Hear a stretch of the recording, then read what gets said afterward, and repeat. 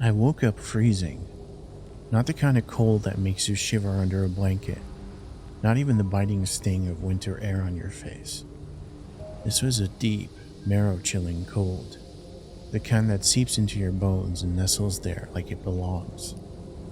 I gasped, my breath clouding in the air, thick and slow. My fingers were stiff, curled like claws inside gloves that didn't seem to help at all. I was lying in a sleeping bag, inside a tent that groaned and snapped against the wind outside. A wind that never stopped. I sat up too fast and felt the dizziness hit me like a punch. My head swam, thoughts sluggish, memory blank. Where the hell was I? Antarctica. The word drifted up from some murky place in my mind. Yeah, that sounded right. Antarctica. Why was I alone? Why couldn't I remember anything before waking up? I fumbled around in the dark, my hands shaking. My flashlight was clipped to my coat, and when I flicked it on, the beam swept across the small space of the tent. It looked lived in. Crumpled wrappers, a half-empty thermos, a notebook lying open on the ground. My eyes locked onto the notebook. I reached for it, but my fingers barely worked, numb and trembling. I flipped through the pages. It's in my handwriting. Keep moving. Keep warm. Do not look at it. Food running low. I swallowed, feeling my throat tighten. I had no memory of writing any of this. The wind screamed outside, a high-pitched wail that made the tent fabric ripple like it was alive. I pulled the sleeping bag closer, trying to think. Maybe I could radio for help. The radio. I scrambled to the pile of supplies, knocking over a tin cup that clattered against the tent floor. I found the radio buried beneath a pile of clothes, turned the dial with stiff fingers. Static. No voices, no signal, just the endless hiss of static that felt like it was burrowing into my brain. I gritted my teeth and kept turning the dial, hoping for something, anything, but it was useless. Then, beneath the sound of the wind and static, I heard it. Breathing. Not mine. Slow, measured, coming from inside the tent. I froze, my own breath hitching in my chest. I slowly turned the flashlight, aiming it at the sleeping bag in the corner. It was crumpled, like someone had been lying in it recently. But I was alone, right? The breathing stopped the second the light touched the bag. I stared at it for what felt like hours, heart pounding against my ribs, cold sweat trickling down the back of my neck. Then, with shaking hands, I unzipped the tent just a fraction, enough to see the world outside. White. Nothing but endless white, snow and ice stretching out forever under a dark, overcast sky. The cold slammed into me, stealing my breath. I pulled the flap shut and pressed my back against it, shivering. I needed to stay calm.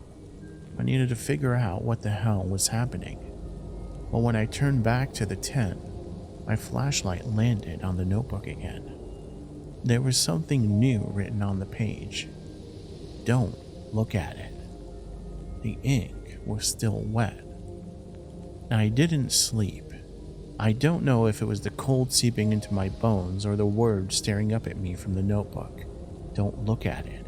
But every time I closed my eyes, I felt like something was moving inside the tent, watching me.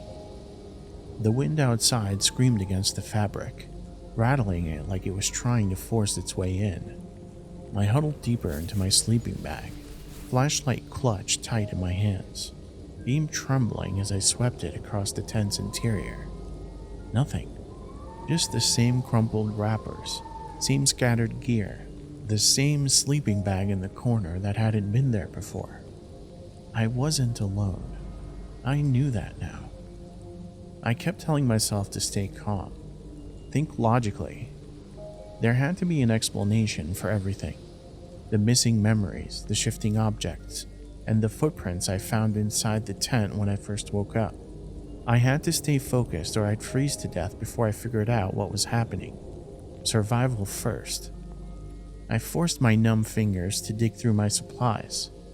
Food rations were low. I had enough for maybe a few more days, judging by the packets stacked in the corner. The water bottles were already icing over, and no amount of shaking seemed to break it up. I had to melt snow, but my small camping stove was barely functioning. I found a half-empty thermos and took a cautious sip.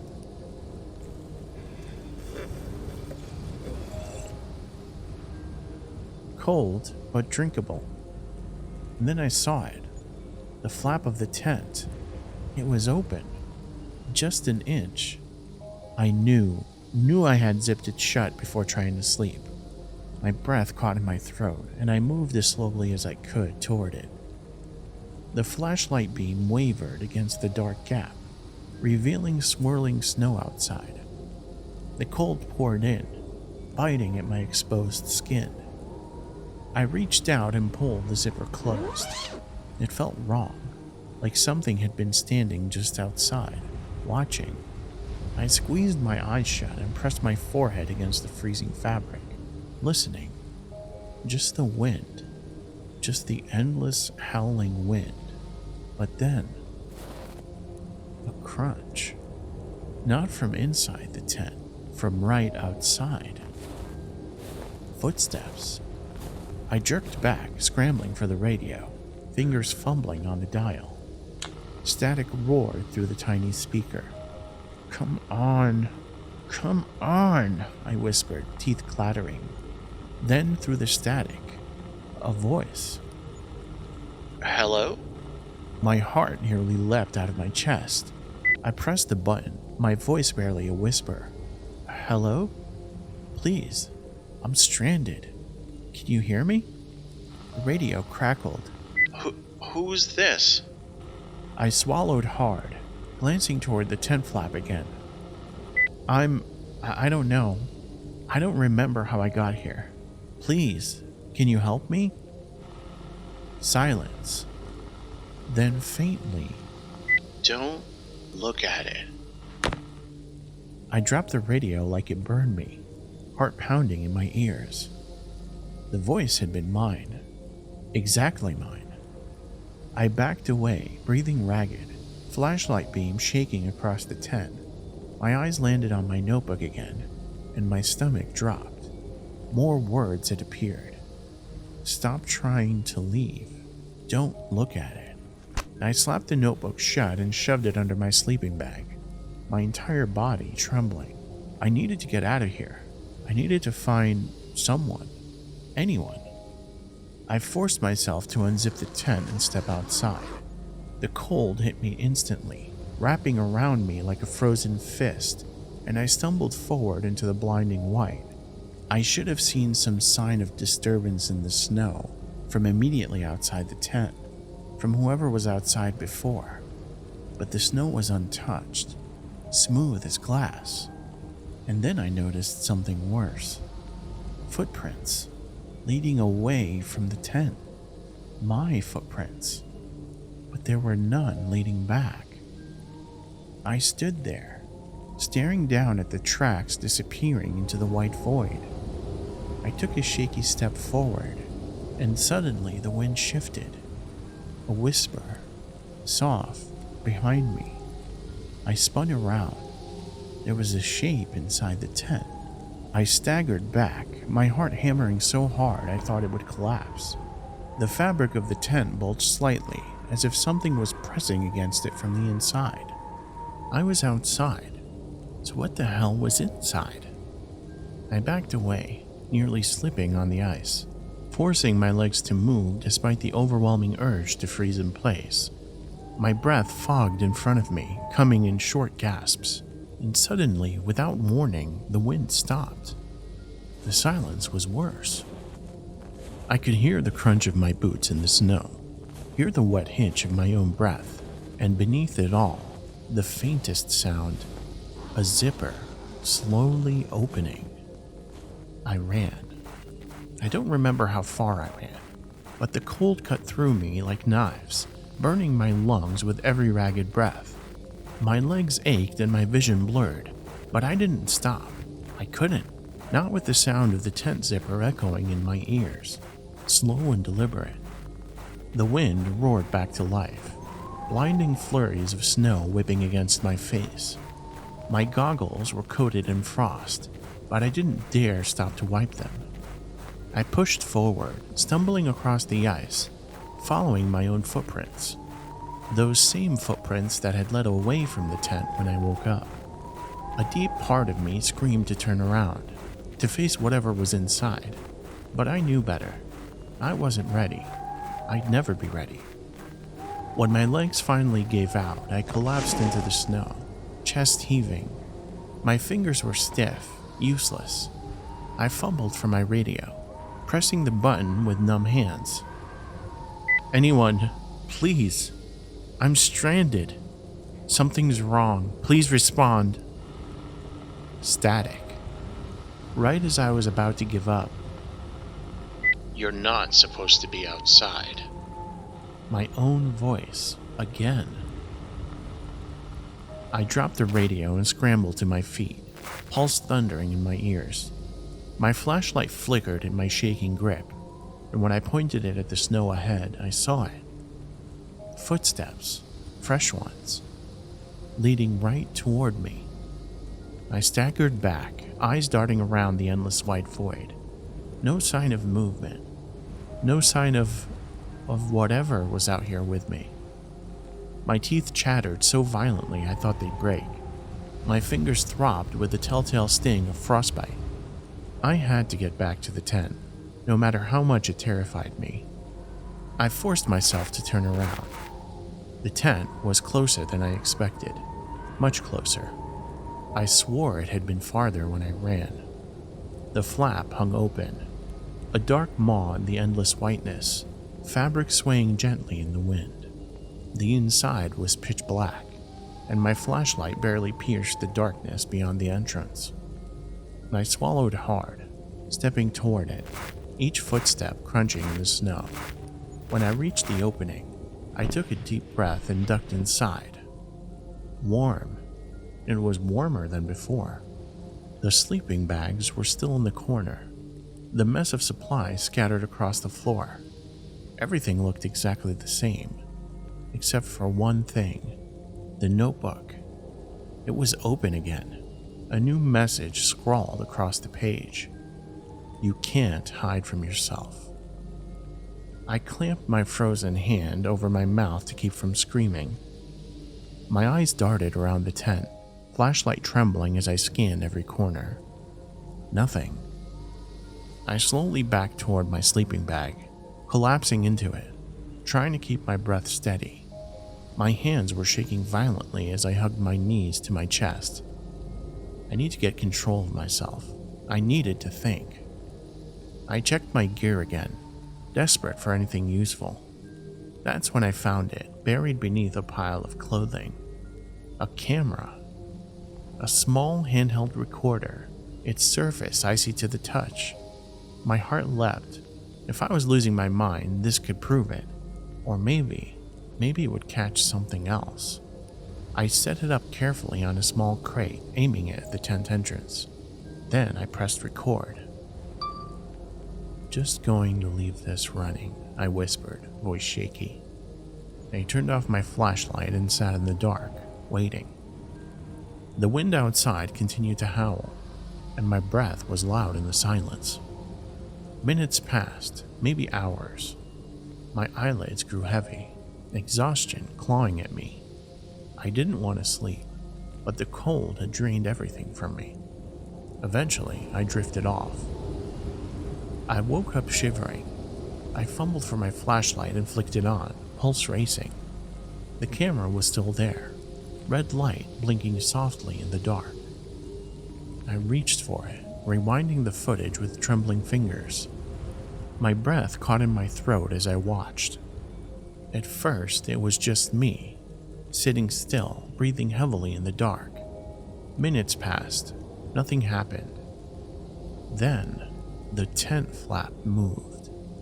Not from the wind, it pushed inward, slow and steady as if something was pressing against it. Then it slipped inside. I saw it. A figure. Faint, pale, like a shadow given form. Crouched in the corner of the tent, unmoving. It was watching me.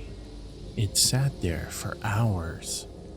I watched myself sleep, unaware, while it remained perfectly still. And then, just before I woke up, it did something that made my blood run cold. It crawled back into my sleeping bag. My sleeping bag, the one I was in right now. I dropped the camera and scrambled out, kicking at the bag like it was on fire. I shoved it aside, heart hammering, expecting to see, I don't know, a body? A corpse? But it was empty. Only the freezing cold stared back at me. I backed away until my shoulders hit the tent wall, trying to control my breathing, trying to convince myself that I wasn't losing my mind. And then I saw the notebook again. Another line scrawled in my handwriting. Don't look inside. I didn't stay in the tent. I couldn't. The thought of crawling back into that sleeping bag made my skin crawl, my entire body screaming to get away from it. I stumbled outside into the frozen wasteland, snow whipping against my face, cutting through my gear like needles. The wind howled so loud it felt like it was alive, like it was trying to drown out my thoughts. My flashlight began to dim and I banged it against my palm, desperate to keep it working. Darkness felt dangerous. It felt wrong. I didn't know where I was going, but my legs moved anyway, away from the tent, away from whatever the hell had been inside with me all night. Each step was agony, the cold gnawing at me, and I could barely feel my feet anymore. My thoughts were slow, sluggish. I kept looking over my shoulder, expecting to see something following me, but all I saw was endless white, until I came across them. Footprints, not mine. I dropped to my knees, staring down at them, my breath coming in ragged gasps. The prints were deep, spaced apart like whatever made them was running toward my tent. My stomach twisted into knots. I followed the tracks with my flashlight, tracing them back the way I came. They disappeared into the swirling snow, but I could see just enough to know one thing for sure. They led directly from my sleeping bag. My entire body screamed at me to run, to get the hell away from here, but something stronger, a sick, gnawing need kept me frozen in place. I needed to know. I needed proof that I wasn't crazy. I forced myself back to the tent, stepping through the flap slowly, holding my breath. The flashlight beam swept the small space, landing on the sleeping bag I'd abandoned earlier. It was zipped shut now. I didn't do that. Tears burned in my eyes as I approached it, my gloved hands shaking violently. I reached out, grabbing the zipper, and pulled it down with a sharp, trembling motion. It was empty, but something else was inside. A small, handheld mirror. I picked it up with numb fingers, turning it over, confused. My reflection stared back at me, wide-eyed, frostbitten, but something was off. I moved the mirror slowly from side to side, watching my reflection follow. I felt a flash of terror when it didn't. My reflection just stood there. I stared at it, my pulse thundering in my ears. My hands started shaking harder, but so did my reflections. Not at the same time, though. A second too late. I dropped the mirror and stumbled back, bile rising in my throat. My reflection wasn't me. I turned to grab my pack and get the hell out of there. But then something caught my eye. The notebook. It had moved again, right to the center of the tent, lying open. Another message stared up at me in my shaky handwriting. It's not the cold that kills you. I slammed the notebook shut, shoved it into my coat pocket, and scrambled outside. My breath came in thick clouds, and I squinted into the storm, trying to make out anything. And then I heard it, my voice, coming from inside the tent. "Please, I'm stranded. Something is wrong. Please respond." It was the same exact words I had said earlier into the radio. I backed away slowly, my boots slipping on the ice. The tent flap fluttered open, and for the briefest moment, I saw something inside. A figure sitting cross-legged, smiling. I turned and bolted. I didn't know where I was going. My legs were weak, numb, but I pushed forward, my flashlight barely cutting through the snow now.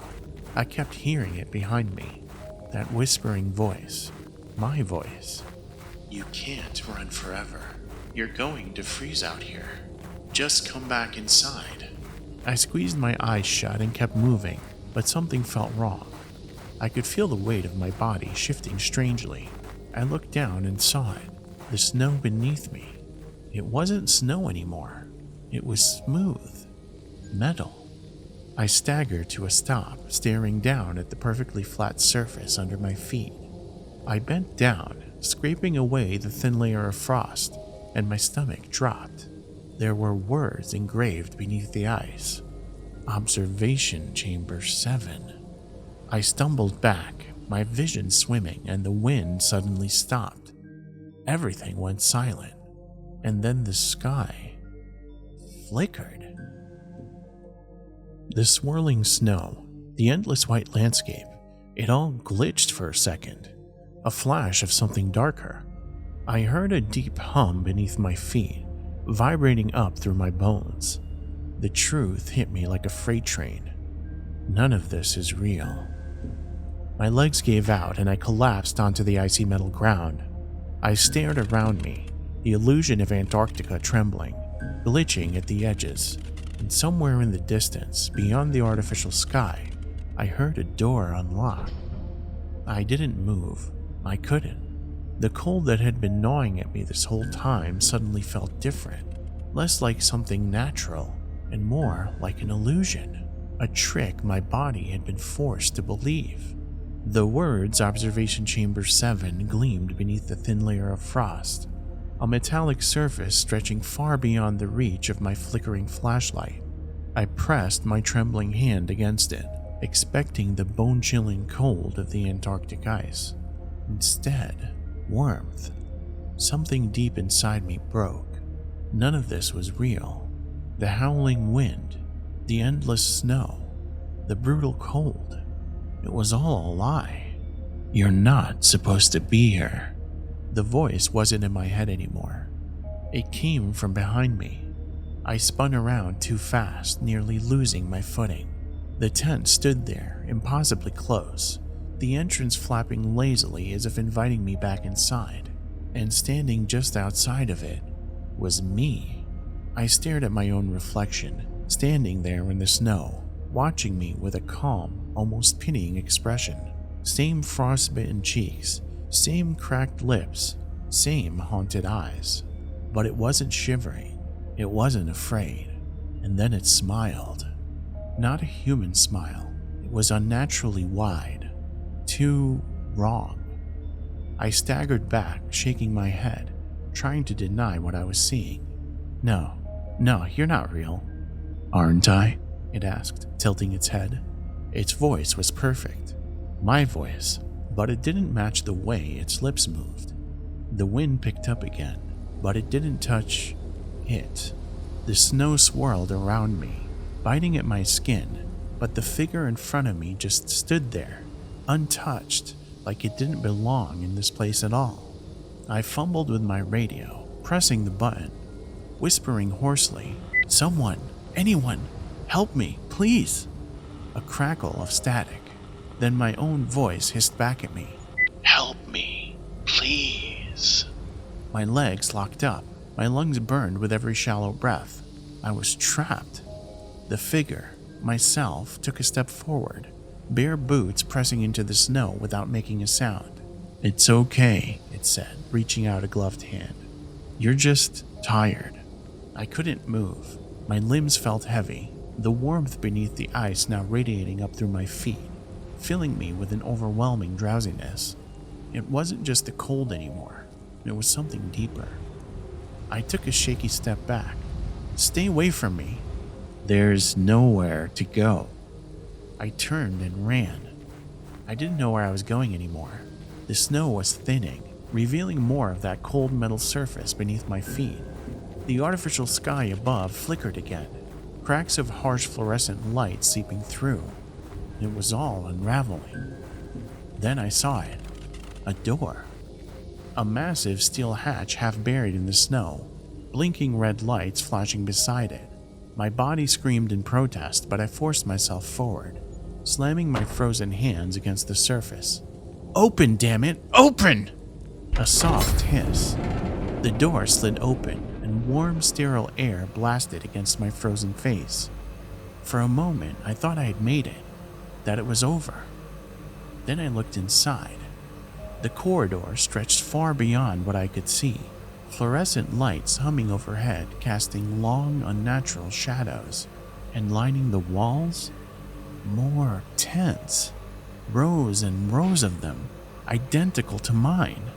Some of them were open, revealing crumpled sleeping bags, half-eaten rations, and cameras blinking silently in the dark. I stumbled inside, footsteps echoing too loudly, my breathing clattering in the chamber. Everything here felt wrong. Then I saw the monitors. They lined the walls, flickering with grainy footage. Each screen showed a different tent, a different me. Some were pacing frantically, some were crying, some were just staring blankly into space. Then, one by one, they all turned to look directly at me. I staggered back, colliding with something solid. I spun around. A man stood there. Not a reflection or hallucination, a real living man. He was wearing a pristine white lab coat, clipboard in hand, looking at me with mild curiosity, like I was an animal that had learned a new trick. "Subject number 7, he said with a small, pleased smile. "You lasted longer than the others." My mouth went dry. My brain couldn't catch up. What is this? What the hell did you do to me?" He glanced at his clipboard, flipping a few pages. "Cognitive adaptation. Response to prolonged isolation and artificial environmental stressors." He tapped the paper. "Identity displacement under extreme duress. Fascinating results so far." I shook my head violently. "You're lying. None of this is real. This isn't Antarctica. It can't be." He raised an eyebrow. "And yet you're shivering."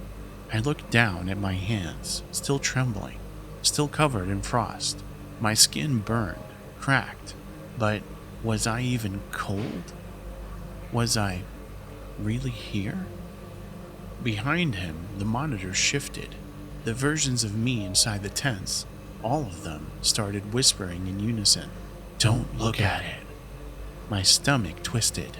I turned back to the scientist, my heart pounding. "Let me out!" He smiled again, stepping aside, gesturing down the endless corridor. "Go ahead, if you think you can." I didn't wait. I sprinted past him, down the hallway, my boots clanging against the metal. I passed more tents, more screens, each version of me screaming silently behind the glass. All of a sudden, the hallway looped. I was back at the same door. The scientist stood there, waiting patiently. "They all come back eventually," he said. "It's part of the process." I staggered back, clutching my head. No, this isn't real." He nodded almost sympathetically. "That's what they all say, too." Behind me, the monitors flickered one last time. My reflection smiled. I never escaped. I don't even know if I'm the original me anymore.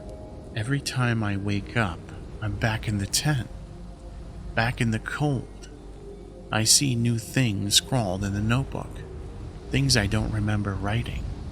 The snow is endless. The wind is whispering my thoughts before I even think them. And now, the tent flap is opening again. Something's coming inside. Maybe this time, it's the real me.